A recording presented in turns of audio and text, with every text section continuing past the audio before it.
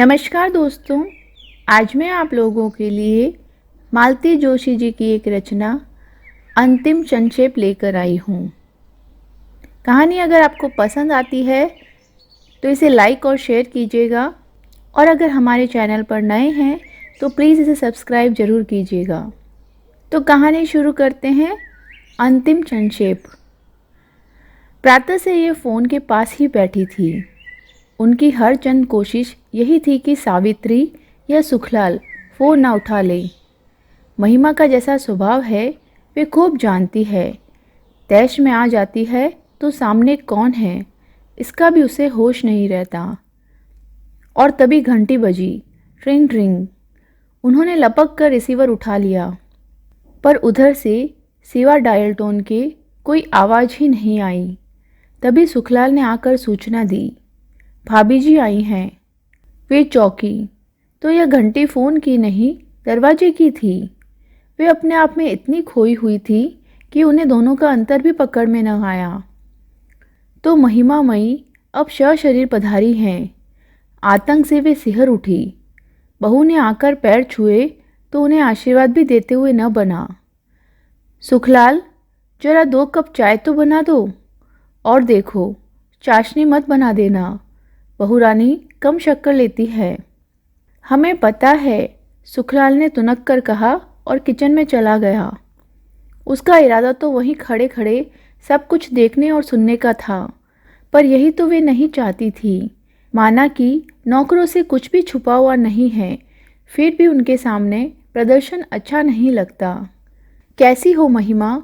उन्होंने वार्तालाप का औपचारिक शुभारंभ किया। बच्चे कैसे हैं?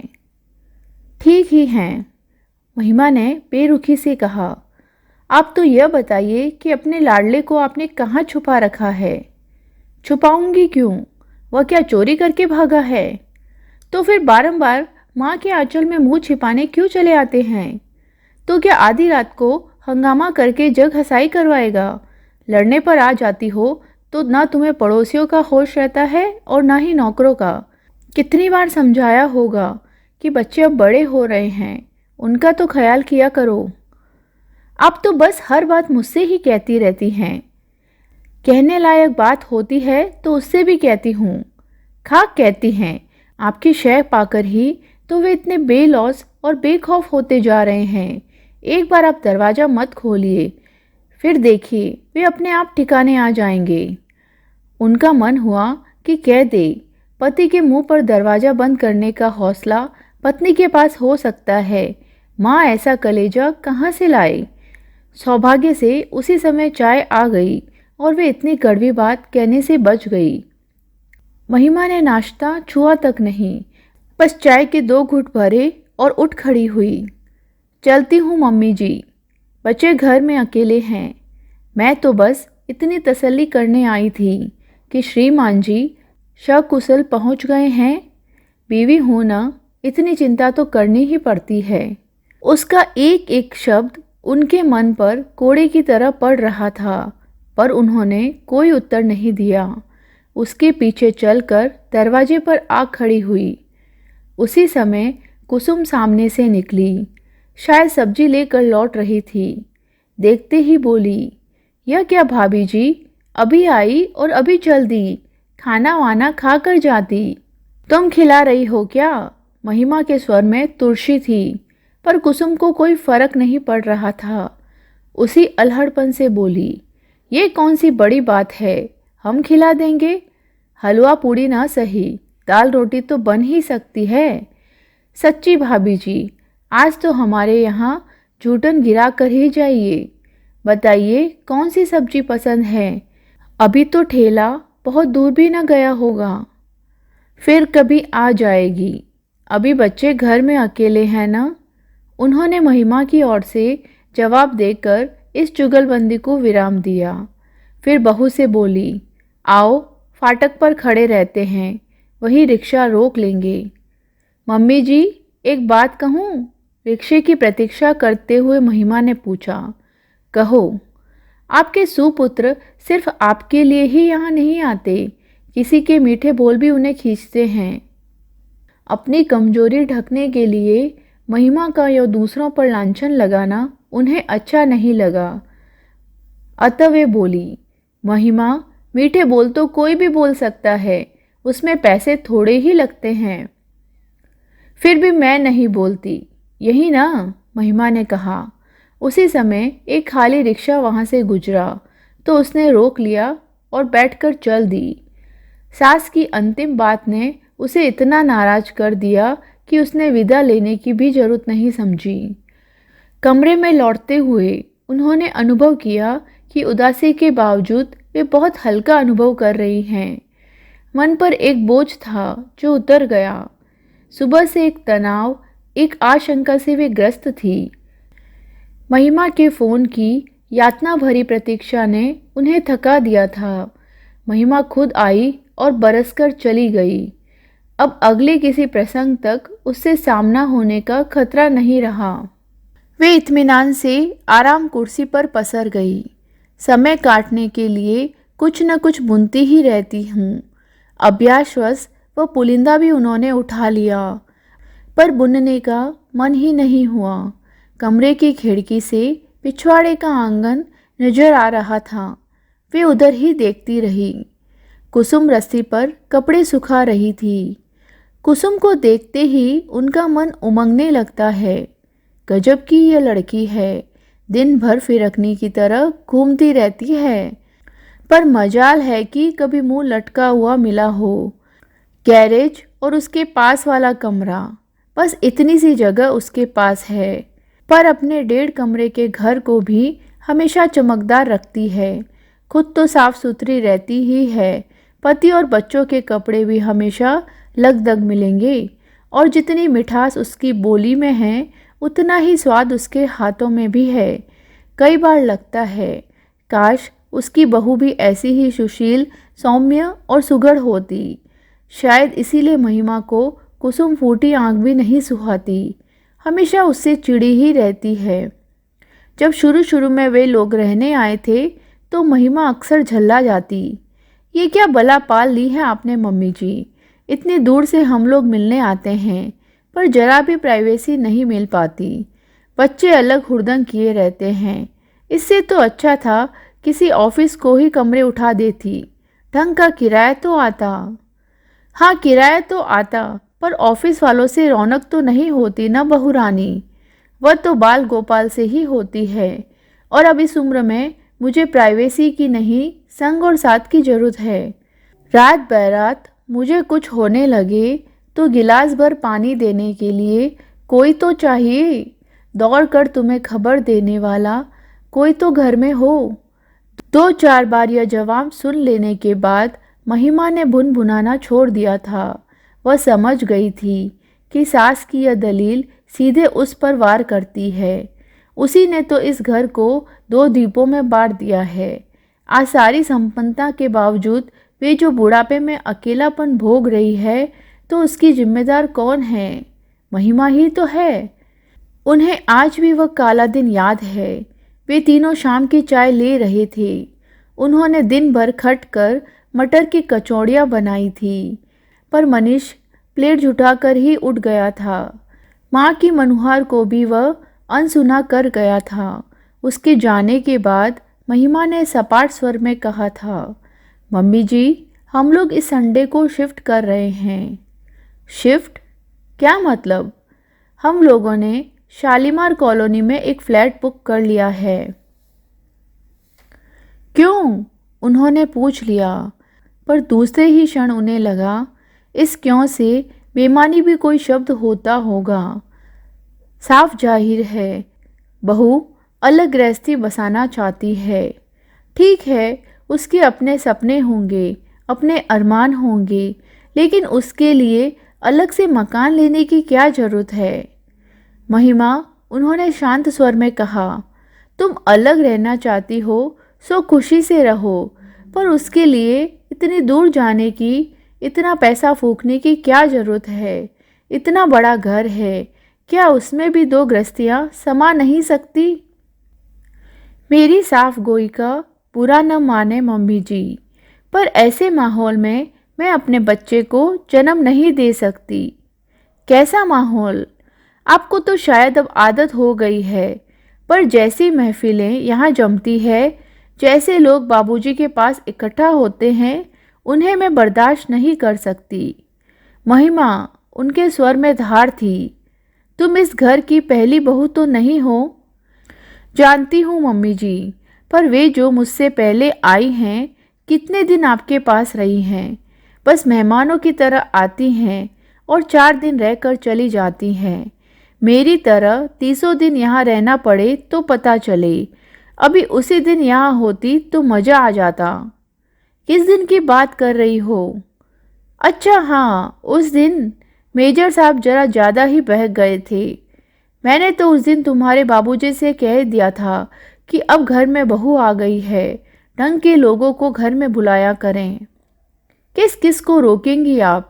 और फिर बाबूजी खुद भी तो। हाँ, पीते हैं। पुलिस की नौकरी का तोहफा है। अब उस नौकरी का सुख भोगा है तो यह भी भुगतना ही होगा।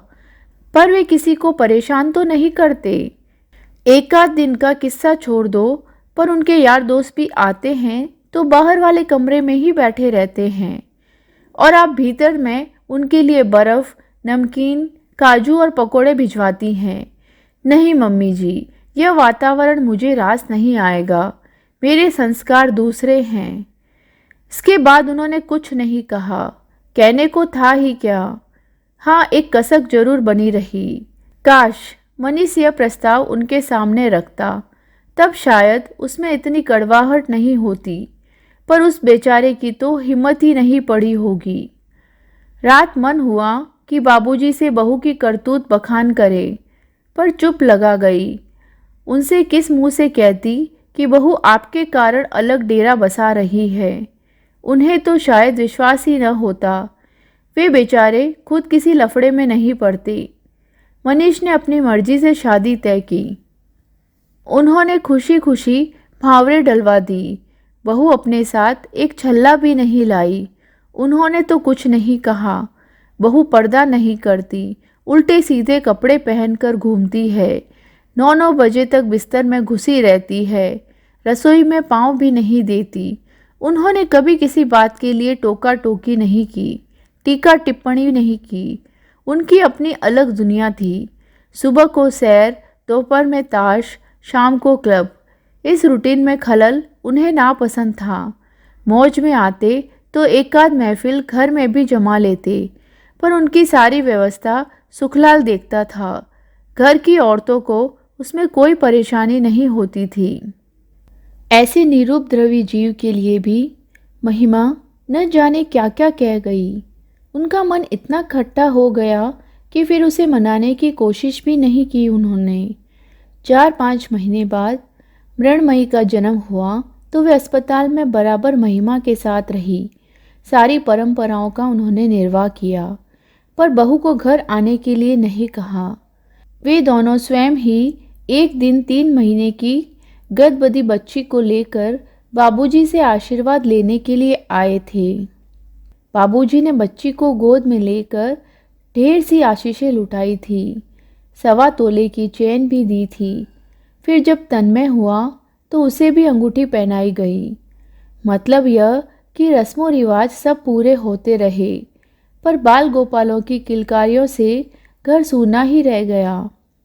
जब बहू का पांव भारी हुआ था, उनका मन सपने बुनने लगा था। यों तो सतीश के भी 2 बच्चे थे, पर उनका तो स्पर्श भी उन्हें याद नहीं। कस्बे की लड़की है सुषमा, पर अमेरिका जाकर जैसे वही की हो गई है।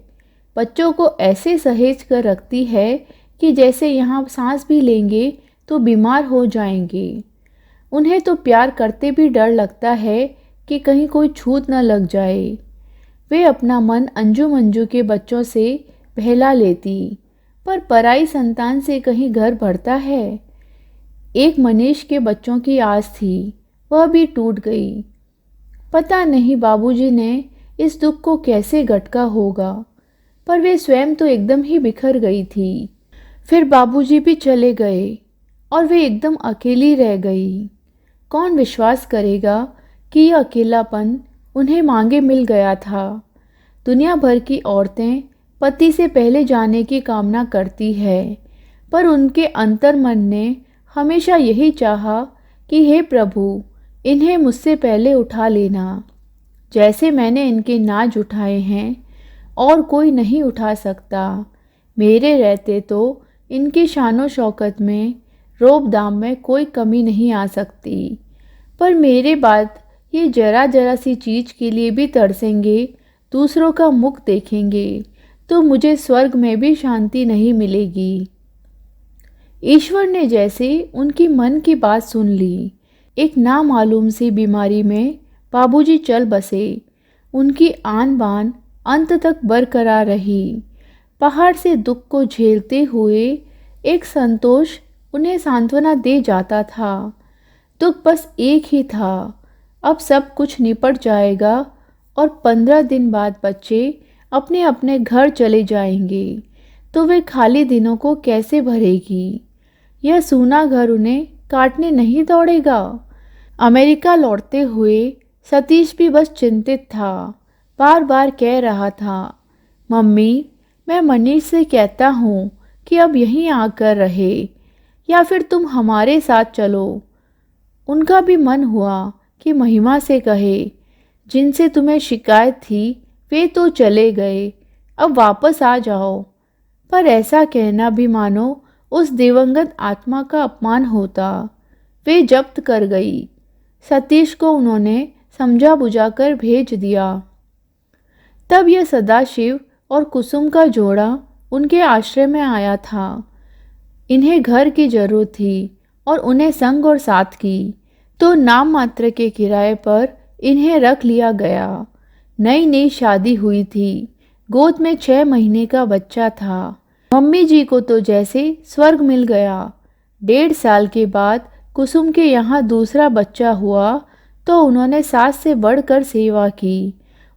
उसके लिए हरीरा बनाया, दवाइयाँ कूटी, गोंद और मेथी के लड्डू बनाए। दोनों बच्चों को नहलाया धुलाया, साथ ही दर्जनों स्वेटर बना डाले। उनकी तुतली बोली से वे पुलकित होने लगी और आने जाने वालों के पास उनकी बाल लीलाओं का बखान करने लगी। अपने नाती पोतों के लिए जो वर्षों से संचित प्यार उनके मन में था, वह इस जुगल जोड़ी पर बरसने लगा। यों तो ईश्वर ने उन्हें 4-4 बच्चे दिए थे, लेकिन लड़कियां तो अपने अपने घर की हो गई और लड़कों में एक 7 समुंदर पार जाकर बैठा है और दूसरा शहर में भी है, तो किस काम का। वे तो अकेली ही पड़ गई हैं। शायद इसीलिए परमात्मा ने ये राम लक्ष्मण उनके आंगन में भेज दिए हैं। महिमा सब देखती और जल भुन जाती। कहती, कुसुम की तो मज़े हैं, 200 रुपली में महलों का सुख भोग रही है। मुफ्त की आया मिली हुई है सो अलग। सुखलाल कहता है, भाभी जी, जरूर कोई पिछले जन्म का लेखा जोखा रहा होगा, नहीं तो सारी दुनिया छोड़कर ये लोग यहीं क्यों आते। वे सब सुनती और मुस्कुरा देती। मनीष कोई 12 बजे सोकर उठा होगा। उठकर सीधे उनके सामने आकर बैठ गया। बिखरे बाल, उतरा चेहरा और उदास आंखें। उनका मन हुआ कि उसे बाहों में लेकर प्यार कर ले, पर वे जब्त कर गई। एक जमाना था जब 2 बच्चों का बाप बन जाने के बाद भी वह उनकी गोद में लेट जाया करता था। महिमा ने उनकी यह आदत छुड़ाई थी। तब से वे भी एक औपचारिक दूरी बनाए रखती हैं। चाय पियोगे? जरूर, लेकिन तुम्हारा तो खाने का समय हो रहा होगा ना। तुम नहा धो लो, फिर खा लेंगे। चाय पीकर वह नहाने चला गया। वे उठकर रसोई में जाने को ही थी कि रिंग बजी। हेलो दादी। हेलो दादी माँ, मैं मीनू बोल रही हूँ। डैडी जाग गए क्या? हाँ, अभी अभी उठा है, नहाने गया है। थोड़ी देर बाद बात कर लेना। हाँ, मौका लगा तो ज़रूर करूँगी।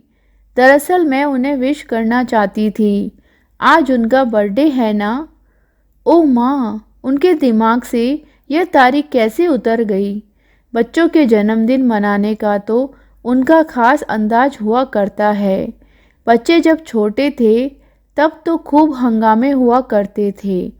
अब वैसा तो नहीं हो पाता, पर वे ज़रूर याद रखती हैं। बाहर वालों को कार्ड या पैसे भेज देती हैं, फ़ोन कर लेती हैं। मनीष के यहाँ मिठाई लेकर पहुँच जाती है या फिर उन लोगों को घर पर बुला लेती हैं। चीनू मीनू के जन्मदिन तो अक्सर यहीं मनाए जाते हैं और आज उन्हें मनीष का जन्मदिन भी ना याद रहा। वे सचमुच बूढ़ी होती जा रही हैं। उन्होंने फौरन सुखलाल को बाजार भेजा, सावित्री को मटर पुलाव और रायता बनाने का आदेश दिया और खुद हलवा भुनने बैठ गई। माँ बेटे दोनों खाने पर बैठे तो मेज पकवानों से भरी हुई थी और पूरा कमरा अगरबत्ती से महक रहा था। अरे वाह, आज तो फीस्ट हो गई, मनीष ने कहा। Birthday feast? Birthday? Oh yes, आज मेरा हैप्पी बर्थडे है ना। वह उठा और उसने माँ के पैर छू लिए, फिर उनके गले में बाहें डालकर बोला, तो आपका यह नालायक बेटा आज कितने साल का हो गया है? 36 का। ओह नो, इस स्पीड से मेरी उम्र में इजाफा होता रहा तो मैं 2-4 साल में बूढ़ा हो जाऊंगा। मीनू ने फ़ोन किया था, तुम्हें विश करना चाहती थी। बेचारे बच्चे अपने डैडी की थोड़ी बहुत इज्जत तो करते हैं। बाकी लोग। सुबह महिमा खुद आई थी मुझे विश करने के लिए। शायद। ओ डियर मम्मा, अब आप यह पैचअप का धंधा छोड़ दो, कोई नई बात करो। और सच तो यह है कि इस समय कोई भी बात करने का मूड नहीं है। तुम्हारी यह सजी हुई मेज कब से बुला रही है, जरा उसके साथ न्याय कर लेने दो।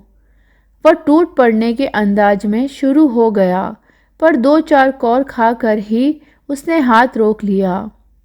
अभी महिमा जो मुझे यह सब खाते देख लेना तो गजब हो जाए। सच कहता हूँ, शी विल किल मी। इत्मीनान रखो, आज की तारीख में वह दोबारा नहीं आएगी। तो क्या हुआ, ये डॉक्टर लोग डरा देते हैं ना।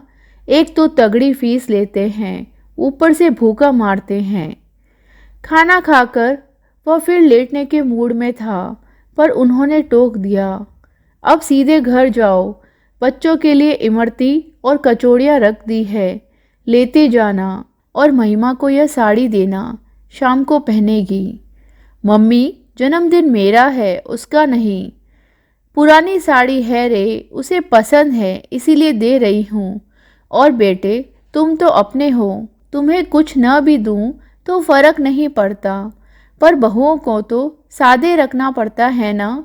वाह, क्या कहने हैं, कितनी बहुएं साध ली आपने, जरा बताइए तो। मनीष ने हंसकर कहा, पर उसकी आंखों में उदासी के डोरे छलक आए थे। मनीष गया और वे निढाल होकर लेट गई। क्या हो गया है इन बच्चों को, गृहस्थी की डोर कैसे उलझा कर रख दी है। 15 दिन भी शांति से नहीं बीत पाते। वे इतना समझाती है, पर दोनों ही जैसे जिद पर उतर आते हैं। शहर के दूसरे छोर पर रहता है मनीष, पर उस घर की अशांति की आंच उन तक आती ही रहती है। हर धमाके की गूंज उनके शांत जीवन को अस्त व्यस्त कर जाती है। पहला विस्फोट शायद उस दिन हुआ जब मनीष क्लब से बेतहाशा पी कर लौटा था। घर में अच्छा खासा हंगामा हुआ होगा। नौकर ने खबर कर उन्हें फ़ोन किया था और वे इतनी रात को रिक्शा करके यहाँ पहुँची थी। पहले तो उन्होंने मनीष को खूब आड़े हाथों लिया था, फिर पुचकारते हुए बोली, बेटे, तुम तो जानते हो इसी एक ऐप के कारण तुम्हारे देवता स्वरूप पिता बिरादरी में कभी सिर ऊंचा करके नहीं चल सके। रिश्तेदारों से हमेशा मुंह छिपाते रहे, फिर जानते बूझते उसी लकीर पर क्यों जा रहे हो। उत्तर में मनीष उनकी गोद में मुंह छिपाकर रो पड़ा। उस रुलाई में कितने दुख, कितनी व्यथा छिपी हुई थी। पिता को खोने की पीड़ा थी, अंतिम समय में उनकी सेवा न कर पाने का मलाल था और माँ के अकेलेपन का एहसास था जो उसकी छाती पर बोझ बनकर बैठ गया था। बेटे की करुणा से उनकी ममता जैसे कृतार्थ हो गई। उसकी पीठ पर हाथ फेरते हुए बोली, माँ बाप किसी के भी जिंदगी भर नहीं बैठे रहते, आगे पीछे उन्हें जाना ही पड़ता है। तुम्हें तो खुश होना चाहिए कि तुम्हारे बाबूजी अपनी सारी जिम्मेदारियां पूरी करके गए हैं। मुझे भी उन्होंने मझधार में नहीं छोड़ा है, पूरी व्यवस्था करके गए हैं। और मैं ऐसी अकेली भी कहाँ हूँ, और मैं भी ऐसी अकेली कहाँ हूँ।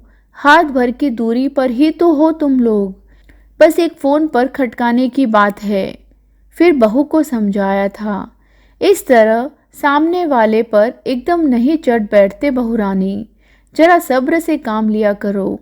एकाएक आदमी घर में दाखिल होता है तो अकेला नहीं होता, 100 तरह की चिंताएं साथ चली आती है, उसका ख्याल रखना होता है। उह, महिमा ने मुंह बिचका दिया। पियक्कड़ों को तो बस बहाना चाहिए। मन उदास है तो गम गलत करने के लिए पिएंगे, जी खुश है तो सेलिब्रेट करने के लिए पिएंगे। तुम तो बात का बतंगड़ बनाए दे रही हो महिमा। घूंट भर पीने से कोई पियक्कड़ नहीं हो जाता। आप माँ है ना, बेटे का पक्ष तो लेंगी ही, पर सही गलत का तो ख्याल कीजिए। ऐसे ही संस्कार दिए हैं आपने, तभी तो इन्हें अच्छे बुरे की तमीज नहीं रह गई है। मनीष कहीं सामने होता तो वे उसका मुंह नोच लेती।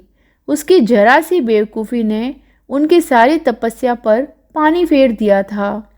बहू के सामने उन्हें नीचा देखना पड़ा।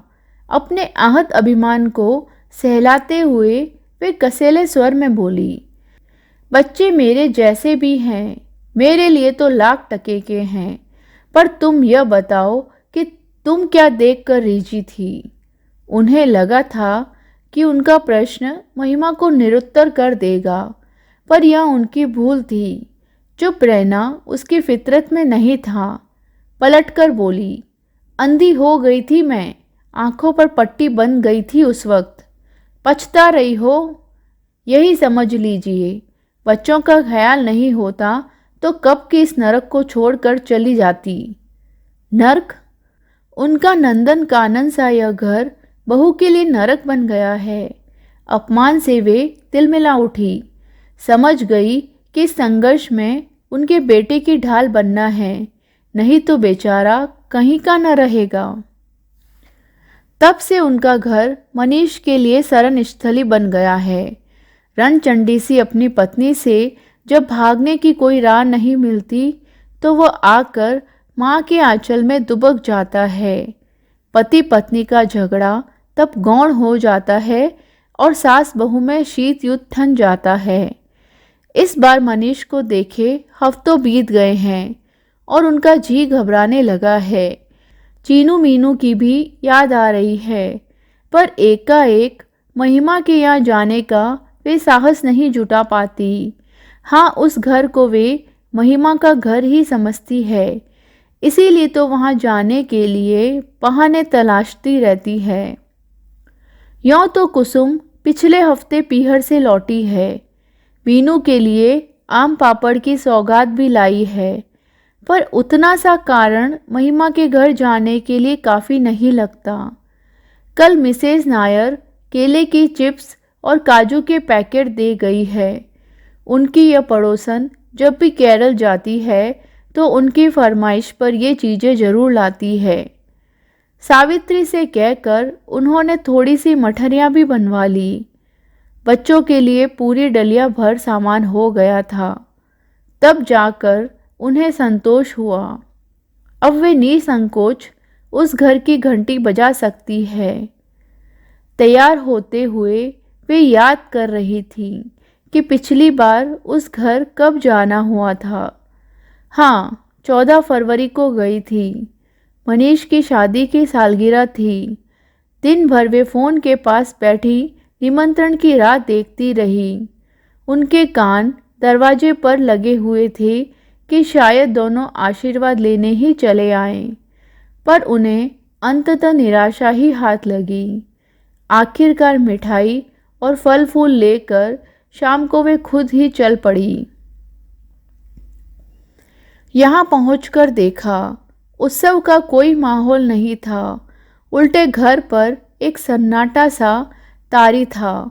उन्होंने हंसते हुए कहा, अरे आज तुम लोगों को याद भी है कि कौन सी तारीख है? लड़ने से फुर्सत मिले तब तो याद रहेगा। सोफे में धसी हुई मीनू बुदबुदाई। उसका वाक्य पूरा भी नहीं हुआ था कि महिमा उस पर झपटी। उन्होंने लपक कर उसका हाथ पकड़ लिया। ये क्या कर रही हो? सयानी लड़की पर यूं हाथ उठाया जाता है क्या? महिमा एकदम फुफकार उठी। कम से कम मेरे बच्चों के सामने तो मुझे जलील मत किया कीजिए। और पैर पटकती हुई वह अपने कमरे में चली गई। वे स्तब्ध रह गई। क्या इस तरह अपमानित होने के लिए ही वे इतनी दूर से आई हैं? मन तो हुआ कि वे भी उल्टे पैर लौट जाएं, पर बच्चों के उदास चेहरे देखकर उनके पांव रुक गए। आंखों में याचना लिए दोनों उनके पास सिमट आए थे, मानो माँ की बेअदबी के लिए क्षमा मांग रहे हों। उनके सिर पर हाथ फेरते हुए फिर वे बच्चों के ही कमरे में जाकर बैठ गई। थोड़ी देर बाद वातावरण जरा हल्का हो गया तो मीनू ने उन्हें वह पेंटिंग दिखाई जो उसने मम्मी पापा के लिए बनाई थी। चीनू भी बड़ा प्यारा सा कार्ड लाया था। सुबह चाय की मेज पर ही सरप्राइज देने का विचार था, पर झगड़ा शायद उससे भी पहले शुरू हो गया था। पापा सुबह से ही गायब हैं, खाने पर भी नहीं आए। झगड़ा किस बात पर हुआ था क्या पता, और आजकल कारण की तो कोई ज़रूरत ही नहीं पड़ती, दोनों सामने पड़ते ही शुरू हो जाते हैं, मीनू ने बताया। सच दादी, हम लोग तो इतने बोर हो जाते हैं कि क्या बताएं। दोस्तों के सामने इतनी शर्म आती है कि बस। चीनू भुनभुना रहा था। सच कहता हूँ, मैं किसी दिन घर छोड़कर भाग जाऊंगा। थत पगले, ऐसी बात नहीं करते, उन्होंने उसे पुचकारते हुए कहा, पर वे सचमुच डर गई थी। इस कच्ची उम्र का कोई भरोसा है क्या? आवेश में बच्चे कुछ भी कर सकते हैं, पर इनके माँ बाप को अक्ल आए तब ना। बच्चों को समझा बुझाकर चलने को हुई तो महिमा ने आकर रास्ता रोक लिया। नहीं मम्मी जी, आप इस तरह चली जाएंगी तो मैं समझूंगी नाराज होकर जा रही हैं। यह खूब रही, पहले तो बदतमीजी करो और फिर आकर लाड़ जताओ। तब तक चीनू रिक्शा ले आया था, पर महिमा ने उसे लौटाते हुए ऐलान कर दिया, दादी खाना खा कर जाएंगी। वे चाहती तो जिद कर सकती थी, पर बहू के आंसू धुले चेहरे को देखकर ममता हो आई। माँ की मनहुआर भरी मुद्रा देखकर बच्चों के चेहरे भी खिल उठे थे। बेचारे दिन भर घर में मुंह लटकाए बैठे रहे। बेचारे दिन भर घर में मुंह लटकाए बैठे थे। घर का माहौल बदलते ही खुशी खुशी संगी साथियों से मिलने चले गए। घर सूना हो गया। उस एकांत का लाभ उठाते हुए वे बोली, महिमा, मैं यहाँ खाना खाने नहीं आई थी, मैं तो तुम लोगों की खुशी में शरीक होने आई थी। पर यहाँ आकर पता चला कि खुशी नामक चीज़ ही इस घर से गायब है। महिमा ने उनका वाक्य पूरा किया। और अब आप इसके लिए भी मुझे ही दोषी ठहराएंगी, ठीक है ना? उन्होंने कोई जवाब नहीं दिया और चुपचाप मटर की फलियां छीलने बैठ गई। वे व्यर्थ के विवाद से बचना चाहती हैं। इस उम्र में ये तनाव उनसे झेले नहीं जाते, पर महिमा ने तो कमर कस ली है शायद, इसीलिए मम्मी जी को मनहुआर करके खाने के लिए रोक लिया था। मम्मी जी, वह शुरू हो गई थी, पानी अब सचमुच सिर से ऊपर होता जा रहा है। मेरी सहनशीलता की सारी सीमाएं समाप्त होती जा रही है। इस तरह हिम्मत नहीं हारते महिमा। औरत को तो सहना ही पड़ता है। उसकी सहन शक्ति के बल पर ही तो गृहस्थी की इमारत खड़ी होती है। वह तो नींव है घर की। क्यों, घर क्या अकेली औरत का होता है? जो कुछ सहना है, झेलना है, वह क्या सिर्फ उसी के मत्थे आएगा? पुरुष की कोई जिम्मेदारी नहीं। मैं तुमसे बहस में जीत नहीं सकती महिमा, क्योंकि मेरे पास डिग्रियां नहीं हैं, सिर्फ अनुभव है। उसी के आधार पर कह सकती हूँ कि तुमने अभी सहा ही क्या है। अपने बाबूजी को तो तुमने ढलती उम्र में देखा ही था। तुम नहीं जानती कि अपने ज़माने में वे क्या हुआ करते थे। घर में पाँव देते थे तो सन्नाटा सा खिंच जाता था। बच्चे, नौकर चाकर, कोई उनके सामने नहीं पड़ता था। पहले उनके तेवर का अंदाज़ा लगाया जाता था, उसके बाद ही कोई बात होती थी। लेकिन ऐसे आदमी के साथ भी निभा ले गई मैं। पूरे 40 साल तक डटी रही। अगर घर में रोज महाभारत मचता तो क्या हासिल होता? बच्चे क्या किसी लायक बन पाते? उल्टे घर से भाग जाते। ये घर छोड़ने वाली बात वे अनायास ही कह गई थी। शायद चीनू के घर छोड़ने वाली बात मन में घर कर गई थी। बाबूजी पुलिस वाले थे ना, महिमा ने उजास भर कर कहा। रोब दाब तो उनका होना ही था। पीते पिलाते भी रहे होंगे, पर कम से कम दूसरी औरतों का चक्कर तो न था। बहुत सारा न सही, पर एक औरत तो उनकी जिंदगी में भी आई थी। बहुत सारी न सही, पर एक औरत तो उनकी जिंदगी में भी आई थी। क्या कह रही हैं आप? सच ही कह रही हूँ। और कितनी शांति से और कितने इत्मीनान से कह रही हो। तो क्या हाय तौबा मचाऊं? वह तो उस वक्त भी नहीं मचाई थी। अब बासी कड़ी को उबाल क्यों दूं? और सच पूछो तो बवाल मचाने जैसा कुछ था भी नहीं। एक बात थी जो उठने से पहले ही दब गई थी। इनकी भुआ की ननद थी। एक तो उस रिश्ते से शादी संभव नहीं थी, तिस पर वह बाल विधवा भी थी। उस जमाने में तो ऐसे ब्याह कोई सोच भी नहीं सकता था। इसी बात पर पढ़ाई लिखाई छोड़कर वे पुलिस में भर्ती हो गए थे। पीने की लत भी शायद तभी पाल ली थी। आपको बुरा नहीं लगता था? क्यों नहीं, पर मैंने उस बात को पारबंद का लेख समझकर स्वीकार कर लिया था। एक बार अगर भाग्य के लिखे से समझौता कर लो तो सहने में आसानी हो जाती है। वाह, क्या जीवन दर्शन है, क्या फिलोसॉफी है। जब तक वे समझ पाती कि महिमा उनकी प्रशंसा कर रही है या उपहास, उसका स्वर आक्रामक हो उठा। आप सोच रही होगी कि आपने बड़ा भारी त्याग किया है, एक आदर्श स्थापित किया है, पर शायद आप नहीं जानती कि आपने अपने साथ तो छल किया ही है, अपने बच्चों के साथ भी अन्याय किया है। क्या बात करती हो? उल्टे मैंने तो बच्चों का मुंह देखकर ही यह जहर का घूंट पिया था। यही तो मैं कह रही हूँ, क्यों पिया था यह जहर? बच्चों के सामने अपनी सहनशीलता की गलत मिसाल कायम करने की क्या ज़रूरत थी? अब आपके बच्चे अपनी बीवियों से भी उस दरिया दिली की अपेक्षा रखते हैं। वे भी चाहते हैं कि उनकी सारी कारगुजारी आंख मूंद कर स्वीकार कर लूं और आवाज़ भी नहीं उठाऊं। यह नहीं होगा, मैं कह देती हूँ। महिमा, उन्होंने शांत स्वर में कहा, मेरी पीढ़ी का जो धर्म था मैंने निभाया। वह धर्म तुम्हारा नहीं हो सकता, मुझे मालूम है। हम दोनों की सोच में पूरे 32 साल का अंतर है। इसीलिए कहती हूँ कि तुम अपने युग की मान्यताओं पर चलो, पर बीती बातों को लेकर बहस करने बैठ जाओगी तो बड़ी मुश्किल होगी। बच्चे बाहर से लौट आए थे और उस दिन यह बात वहीं पर रुक गई थी। बाद में घर लौटकर यह बात उनके मन में कौंधी कि महिमा ने यह औरतों वाली बात क्यों उठाई थी। उसके बाद मनीष एकाध बार घर भी आया था। एक बार दोनों साथ आए थे, पर इतने खुश नजर आ रहे थे कि बेवजह यह बात उठाने का मन नहीं हुआ। मनीष शुरू से ही हंसोड़ और खिलदड़ किस्म का लड़का रहा है। उस घर का माहौल तो पता नहीं कैसा हो गया है, पर इस घर में सारी रौनक मनीष के दम पर ही हुआ करती थी। बाहर में भी उसके चाहने वालों की कमी नहीं थी। जहाँ खड़ा होता था अपने इर्द गिर्द भीड़ जुटा ही लेता था।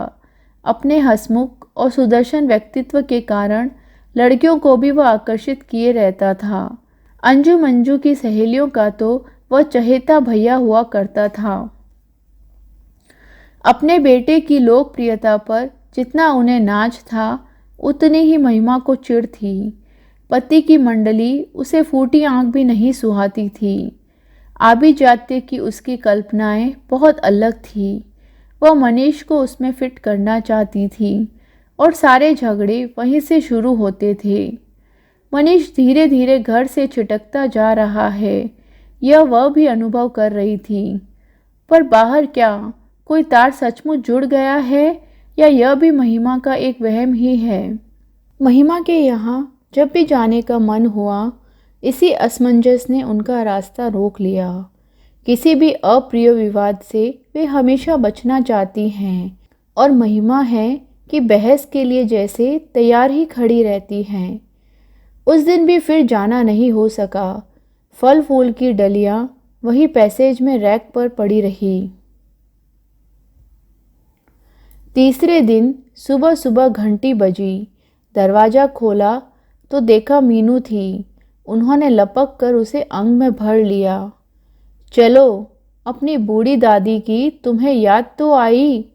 मैं 2 दिन से पोटली बांधकर बैठी हूँ, पर निकलना ही नहीं हो पाया। लेकिन कहते हैं ना कि दिल को दिल से राह होती है। उनकी बात पूरी होने से पहले ही मीनू छिटक कर सोफे पर जा बैठी और गंभीर स्वर में बोली, दादी, घर से किसी का फ़ोन आए तो बताना मत कि मैं यहाँ हूँ। क्या मतलब? उस दिन आपने चीनू से कहा था कि अगर कभी भागने का मन हो तो सीधे मेरे यहाँ चले आना, मैं छुपा लूँगी। तो तुम भाग कर आई हो? जी। क्या फिर कोई झगड़ा हुआ है? हुआ तो नहीं है, पर होगा ज़रूर। पापा टूर पर दिल्ली गए हुए हैं, आज ही लौटने वाले हैं। मम्मी को पता चला है कि मोनिका आंटी भी उनके साथ गई है। बस शाम से ही भरी बैठी है। पापा के आने भर की देर है। फिर देखिए आज कैसा धमाका होता है। उफ दादी, यह सब हमारे घर में ही क्यों होता है? ये मोनिका आंटी कौन है? पापा की कलीग है, मिसेस भटनागर। हो सकता है वे भी दफ्तर के काम से गई हो क्यों नहीं सकता, हो क्यों नहीं सकता। पर मम्मी की तो कल्पना पंख लगाकर उड़ती है ना, हवा देने वाले भी तो कम नहीं हैं। दफ्तर के ही किसी शुभचिंतक ने उन्हें फ़ोन किया था। छी छी, मनीष यह क्या कर रहा है? वे तो जैसे शर्म से गड़ गई। आज इतनी सी लड़की के सामने वे किस कदर अपराधी अनुभव कर रही हैं। पर उस दिन इतनी सी लड़की का अगला वाक्य सुनकर तो वे विस्मित ही रह गई। वह कह रही थी, अगर मम्मी की आशंका सच भी है तो उपाय क्या है? यह आफत तो उनकी खुद की बुलाई हुई है। अगर घर में रात दिन चकचक मची रहे तो आदमी बाहर स्नेह और सहानुभूति खोजता ही है। उसमें आश्चर्य क्या है और गलत भी क्या है? वे मीनू को देखती रह गई। पित्ते भर की लड़की इतना सब सोच लेती है। ऐसा तो नहीं है कि घर के वातावरण ने उसे समय से पहले ही प्रौढ़ बना दिया है। उन्हें महिमा पर गुस्सा आने लगा। अपनी हठ धर्मी के कारण उसने बच्चों से उनका बचपन भी छीन लिया। शाम तक प्रतीक्षा करती रही, पर किसी ने मीनू की खोज खबर नहीं ली। यूनिफॉर्म पहनकर घर से निकली थी तो 2 बजे तक किसी को चिंता भी नहीं होगी। महिमा खुद 5 बजे के बाद ही घर पहुंचती है, पर उसके बाद वे पल पल बेचैन होने लगी। फिर उनसे रहा नहीं गया। ताव खाकर खुद ही चल दी। सोच लिया कि दोनों को आज चल कर डांट पिलानी है। अगर तुम लोग बच्चों को एक शांत और स्नेह भरा घर नहीं दे सकते तो और क्या दोगे? रोटी कपड़े पर तो अनाथ बच्चे भी पल जाते हैं, पर माँ बाप से तो कुछ उम्मीदें होती है। चीनू मुंह लटकाए दरवाजे पर ही खड़ा था। वे कुछ कहती इससे पहले ही वो बोल पड़ा, दादी, दीदी आज सुबह से ही गायब है। क्या मतलब? स्कूल में फ़ोन किया था? नहीं, पड़ोस की वासंती दीदी बता रही थी कि वह आज स्कूल ही नहीं गई। सहेलियों के यहाँ देखा? एक दो के यहाँ देखा था, फिर मम्मी ने मना कर दिया। चीनू, भीतर से कड़कती आवाज़ आई। दादी भीतर नहीं आएगी क्या, जो दरवाजे पर ही सारी रामायण सुना रहा है? उन्होंने भीतर आते हुए कहा। बहू। जब वे भावुक होती हैं तो उनके मुंह से बहू ही निकलता है। ये चीनू क्या कह रहा है? जो भी कह रहा है आपने सुन तो लिया है ना? और तुम हाथ पर हाथ धरे बैठी हो, गजब की माँ हो। हाथ पर हाथ धरे कोई नहीं बैठा है मम्मी जी, सिर्फ चीनू को रोक दिया था। वह तो पूरे शहर में मुनादी करवा देता। मैंने भैया को फ़ोन कर दिया है, आते ही होंगे। हो सकता है मीनू भी वहीं हो। फ़ोन तो मुझे भी किया जा सकता था। जानबूझकर नहीं किया मम्मी जी, एक तो मैं वैसे ही परेशान हूँ, उस पर आपका प्रवचन सुनने की ताकत नहीं थी मुझ में, कम से कम आज। वे स्तब्ध रह गई। तो मैं प्रवचन देती हूँ, और क्या कहूँ मम्मी जी, उपदेश देने का एक भी मौका नहीं छोड़ती हैं आप। आप खुद सोचकर देखिए, मेरे घर में जरा खटपट हुई नहीं कि आप शुरू हो जाती हैं। आपने कैसे गृहस्थी चलाई, कैसे पति की सेवा की, कैसे बच्चे पाले, कैसे संस्कार दिए। कहती नहीं थकी होंगी आप, पर मेरे सुन सुनकर कान पक गए हैं। पल भर को वो चुप रह गई। मन हुआ 2 घड़ी सुस्ता कर आत्मनिरीक्षण कर ले। क्या सचमुच वे बात बात पर भाषण देने लगती है? क्या यह उनकी अनादिकार चेष्टा है? क्या उनकी अनुभव सिद्ध बातें महिमा को इतनी कड़वी लगती है कि उसकी भाषा शिष्टाचार की सारी सीमाएं लांघ जाती है? इसका तो यह मतलब हुआ कि अपने बच्चों को, उनकी गृहस्थी को बर्बाद होते हुए देखते रहो, पर मुंह से कुछ न कहो। महिमा, महिमा, उन्होंने बड़ी देर बाद कसेले स्वर में कहा। कहने वाली बात होती है तभी कुछ कहती हूँ मैं। अगर तुम्हें बुरा लगता है तो आगे से चुप रहा करूँगी। मैं जानती हूँ बच्चों के मामले में तुम मुझसे ज़्यादा समझदार हो।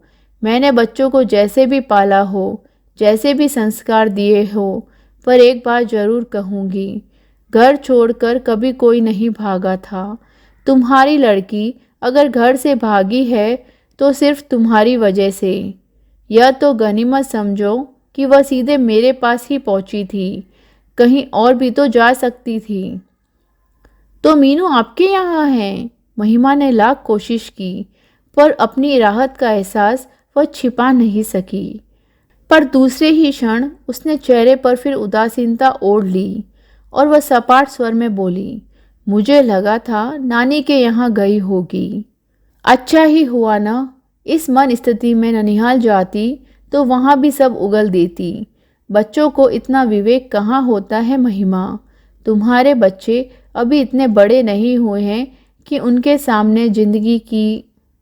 मम्मी जी, आप एक बार अच्छी तरह तय कर लीजिए। कभी आप कहती हैं कि बच्चे बड़े हो रहे हैं, कभी कहती हैं कि अभी इतने बड़े नहीं हुए। वैसे 100 बातों की एक बात यह है कि जिंदगी की सच्चाई जानने का हक सबको है। उम्र से इससे कोई फर्क नहीं पड़ता।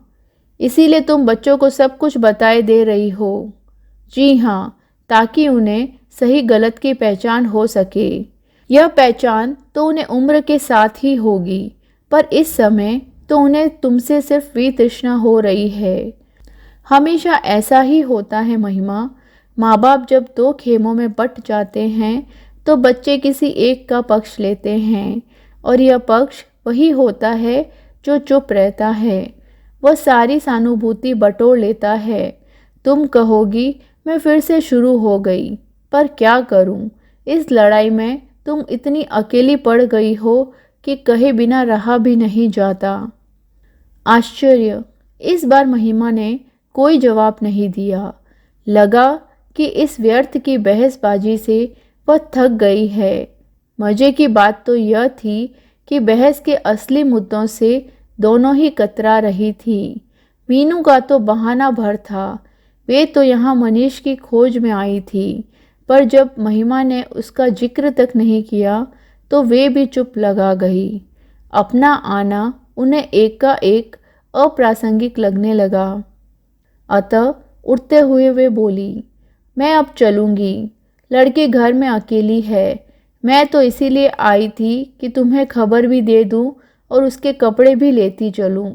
2-4 दिन अपने ही पास रखूँगी। महिमा ने कोई प्रतिवाद नहीं किया। चीनू जब तक रिक्शा लाता वह मीनू का बैग भर चुकी थी।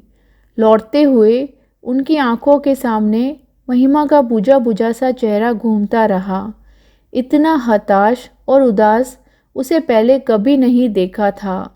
उसने मनीष का नाम नहीं लिया तो क्या हुआ, वे जानती है कि वह मन ही मन उफन रही होगी। उसके रोष की आँच ने तो आज उन्हें भी नहीं बख्शा था, और रोष आना स्वाभाविक ही था। उन्हें याद है जब पहली बार उन्हें उमा के बारे में मालूम हुआ था तो वे कितना रोई थी। बच्चे अगर गोद में न होते तो वे कुएं में छलांग ही लगा देती। अपनी सोने सी घर गृहस्थी पल भर में उनके लिए मिट्टी हो गई थी। सतीश और अंजू को उठाकर वे सीधे अजमेर अपने पीहर पहुंच गई थी। महीना भर खूब आनंद में भरपूर लाड़ प्यार में बीता। फिर लगा कि धीरे धीरे भाभीियों के तेवर बदलने लगे हैं। ननंद के पास बैठकर हंसी ठिठोली करना, उसकी पसंद की चीज़ें बनाना, बच्चों के लिए खेल खिलौने लाना, ये बातें धीरे धीरे कम होने लगी। कहाँ तो वे उसे पानी का ग्लास भी नहीं उठाने देती थी। अब कई बार शाम को पूरा चौका उसके भरोसे छोड़ पति के साथ घूमने निकल जाती।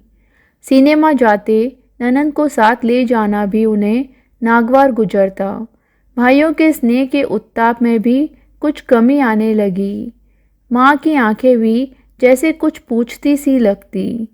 3 महीने बीतते बीतते उनका मन भर गया और वे चुपचाप घर लौट आई। अच्छा ही हुआ जो जाते समय कोई तमाशा करके नहीं गई थी, नहीं तो लौटने का रास्ता भी नहीं रह जाता। गृहस्थी की गाड़ी पुनः ऐसे चल पड़ी मानो बीच में कोई व्यवधान ही नहीं आया हो। फिर मनीष और मंजू भी आ गए। अपने घर परिवार में वे पूरी तरह रच बस गई। लेकिन फिर भी जब कभी बाबूजी किसी काम से कानपुर की ओर निकल जाते, उनकी रातों की नींद गायब हो जाती। दिल पर जैसे सांप लौटने लगते। अपनी यह कमजोरी वे महिमा के सामने कभी स्वीकार नहीं करेगी, क्योंकि वे उसके सामने छोटी नहीं पड़ना चाहती।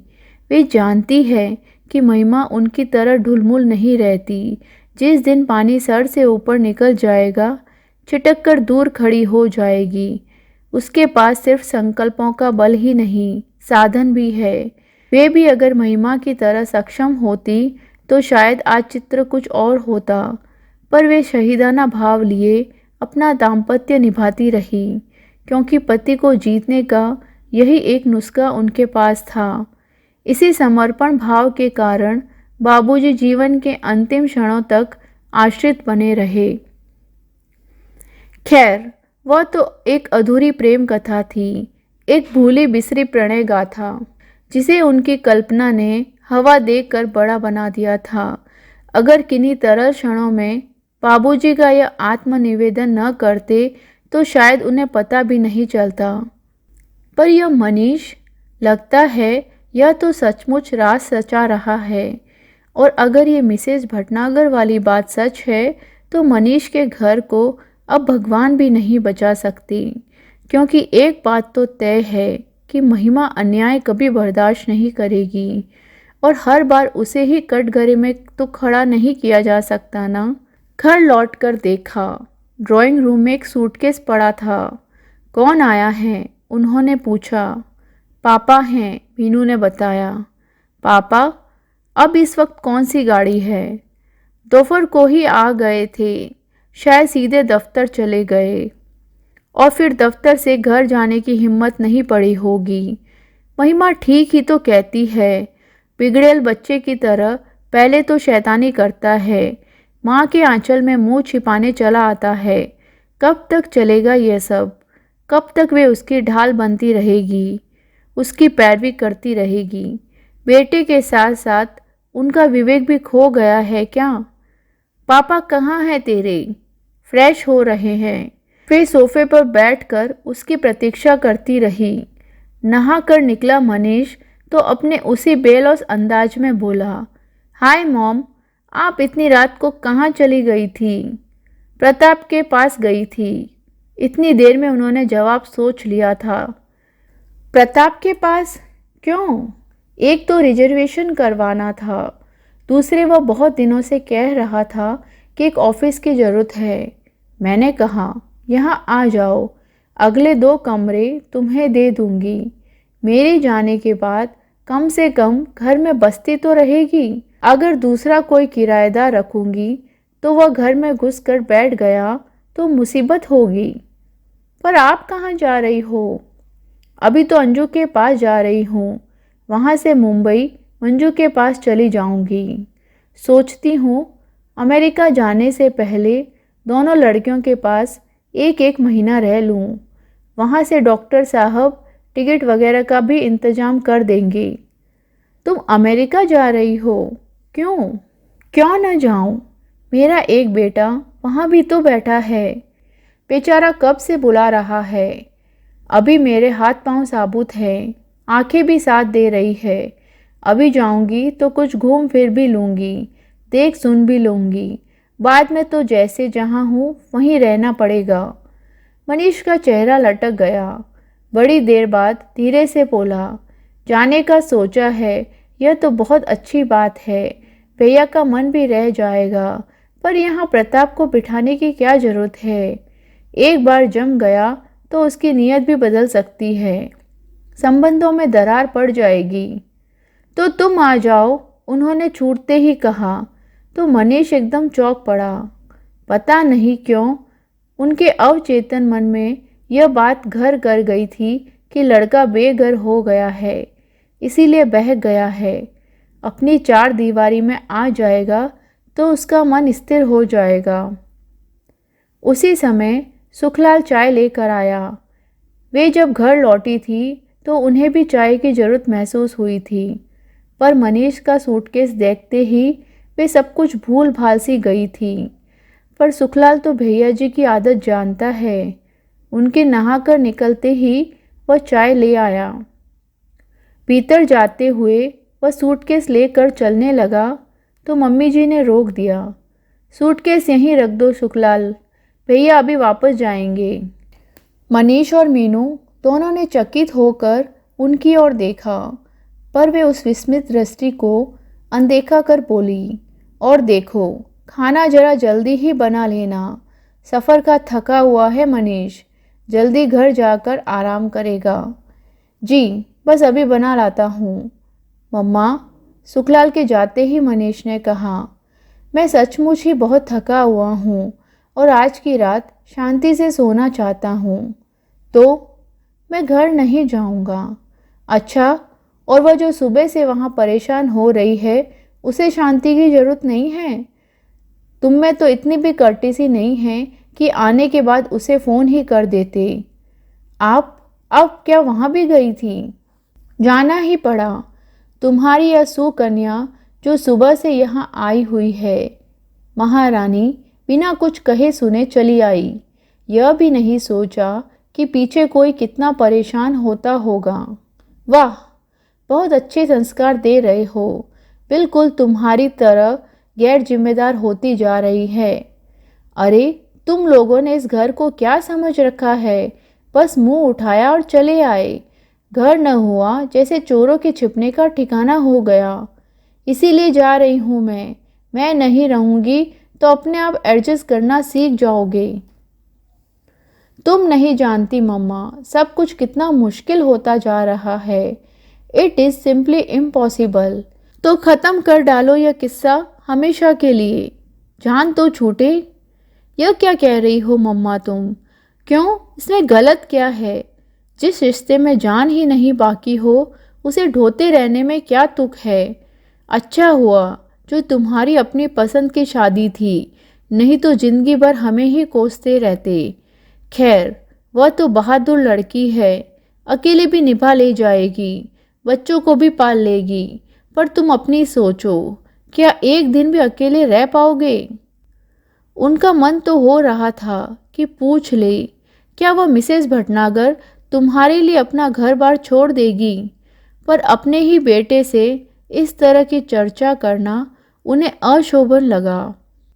मृदुल स्वर में बोली, बेटे, मैं हमेशा तो रहूंगी नहीं, कभी कभी अपने निर्णय तुम्हें ही लेने होंगे। जितनी जल्दी इसकी आदत डाल दो अच्छा है। खाने की मेज पर ऐसा सन्नाटा कभी नहीं रहा। बेचारा सुखलाल बड़ा दुखी हुआ। मालकिन अकेली रहती है तो उसे खाना बनाने में कोई रस नहीं आता, पर जब भैया जी या बच्चे आते हैं तो वो अपना सारा पाक कौशल उड़ेल देता है। पर आज उसे कोई दाद नहीं मिली। मनीष तो बस थाली जुठार कर ही उठ गया।